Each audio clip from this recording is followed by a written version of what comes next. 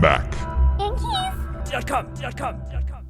To remove your F5 key, take your tool, place it underneath the bottom of it. Then we're going to take your finger and hold on to the top part of the key.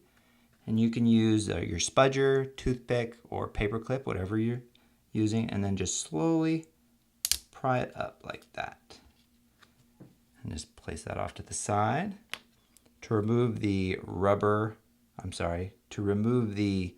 plastic hinge, take your tool, put it on top of the rubber spring, but underneath the plastic of the hinge, and slowly start coming back. There you go. You remove that. Now get your replacement hinge. And you'll notice on your replacement hinge that the top part of this has a continuous piece of plastic and the bottom has two little separations.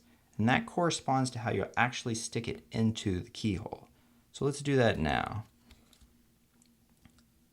That long continuous piece towards the top and the separated pieces towards the bottom. It's a little finicky sometimes.